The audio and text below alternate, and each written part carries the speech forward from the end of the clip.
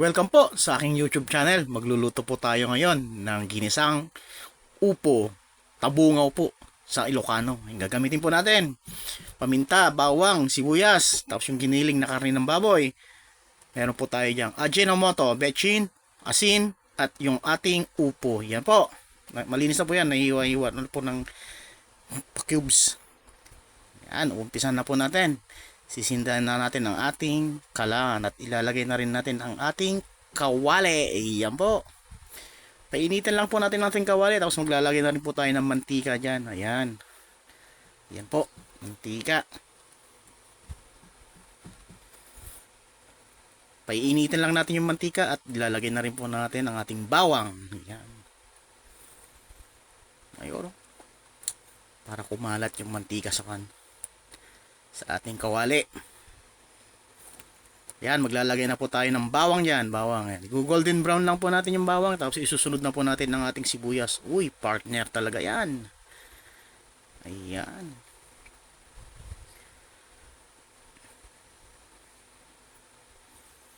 Halu-haluin mo lang. Mekos-mekos. Yan, mekos-mekos.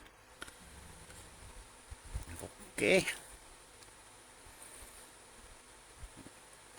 Ayan, golden brown na siya. Ilalagay na rin po natin ang ating sibuyas. Ayan po. Okay.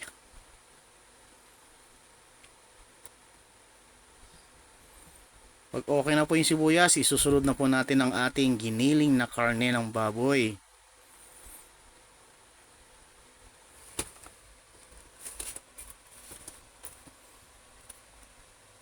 Ayan po, ilalagay na po natin ang ating giniling na karne ng baboy. Maganda po yung nabili nating giniling kasi hindi siya mataba. Ayan po. Tapos yung paminta. Gamit po natin dyan, durog na paminta. Ayan, mekos-mekos lang. Ganyan.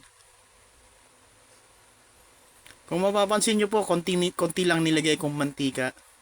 Pinanggisa ko lang talaga. Pag nagluluto ako, ayaw ko yung mamantika. Gusto ko yung konti lang. Yan. Tuyo na siya. Lulutuin na lang natin yan ng konti pa. Tapos ilalagay na natin yung upo natin. Ayan.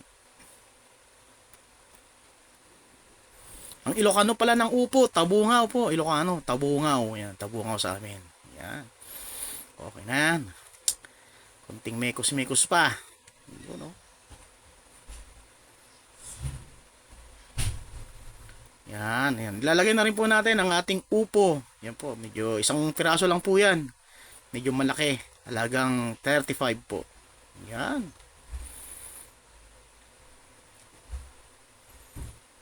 Alright. Nako, masarap po yan. Gusto po ng mga anak ko yan, kahit yung maliit ko. Upo.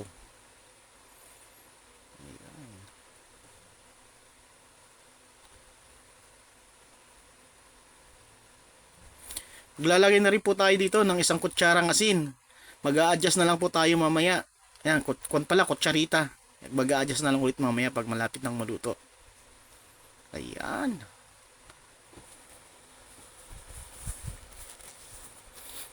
Haluin, mekos-mekos.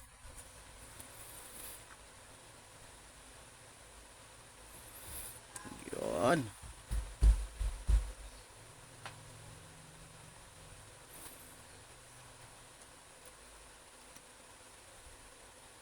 At maglalagay din po tayo ng tubig yan. Ayan, oh. Isang basong tubig. Okay na po yan kasi yung upo natin magsasabaw din yan. Sakto lang yan. Yan, mekos-mekos na naman. Ayan. Tapos, tatakpan po natin para mabilis maluto.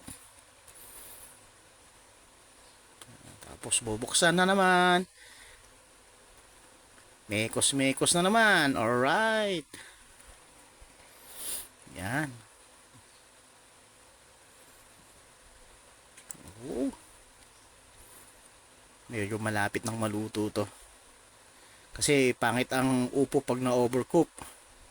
Maglalagay na rin po tayo dyan ng mula noon hanggang ngayon. Ajinomoto, bechin, ayan, tak tak tak. Alright, sarap po niyan. Yan po ang nagpapasarap sa ating lutuin. Ayan po, okay na po yan. Ganyan lang. Aba, aba, yun. May approve pa. Yun, halu-haluin na naman natin para kumalat yung bechin na nilagay natin. Mapapasin nyo po, tamang-tama lang po yung sabaw na nilagay natin. Yan. O, tatakpan po uli natin.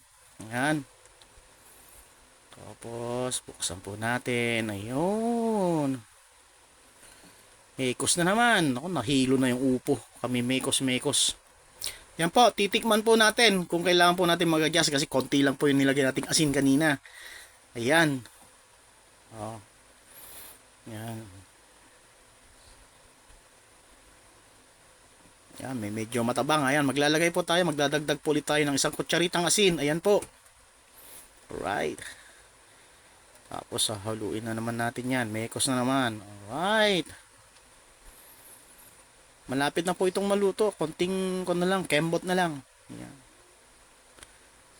Ayan po.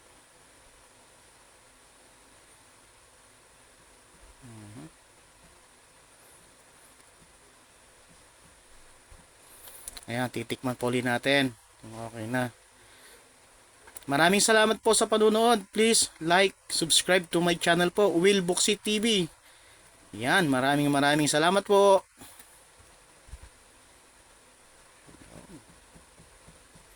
Bay, umabol pa ng halo.